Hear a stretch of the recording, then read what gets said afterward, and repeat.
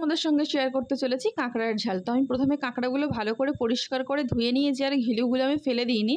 ঘিলুগুলো নিয়ে নেবে। কড়াই পরিমাণ মতন তেল দিয়ে নুন হলুদ মাখিয়ে কাঁকড়াগুলো একে একে ভেজে নেবো। আমার প্রতিটা কাঁকড়া ভাজা হয়ে গেছে। এবার দিয়ে দিচ্ছি কড়াই তেল। তেল দিয়ে দেবো কুচিয়ে রাখা পেঁয়াজ। পেঁয়াজটা খানিকক্ষণ ভালো করে ভেজে নেব। পেঁয়াজটা ভাজা হয়ে গেলে দিয়ে দেবো কুচিয়ে রাখা টমেটো। পেঁয়াজ টমেটোটা বেশ খানিকক্ষণ আরও ভালোভাবে ভেজে নেব। মশলা যত ভালো করে কষাবে রান্নার টেস্ট ততটাই বেশি হয়। তারপর দিয়ে দিচ্ছি আদা বাটা, রসুন বাটা, জিরের গুঁড়ো, লঙ্কার গুঁড়ো, হলুদ গুঁড়ো, চেরা কাঁচা লঙ্কা, আর দিয়ে দেবো স্বাদ মতন একটু চিনি।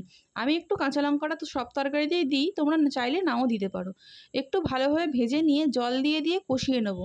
ভালো করে কষানোটা হয়ে গেলে দিয়ে দেবো পরিমাণ মতন জল, দিয়ে একটু স্বাদ মতন লবণ দিয়ে ভালো মতন ঝোলটা আমার ফুটে গেছে। এবার দিয়ে দেবো ভেজে রাখা প্রতিটা কাঁকড়াগুলো দিয়ে বেশ খানিকক্ষণ ভালোভাবে একটু ফুটিয়ে নিতে হবে। একটু ভালোভাবে মাখা মাখা হয়ে গেলে হয়ে যাবে কাঁকড়ার ঝাল। তোমরাও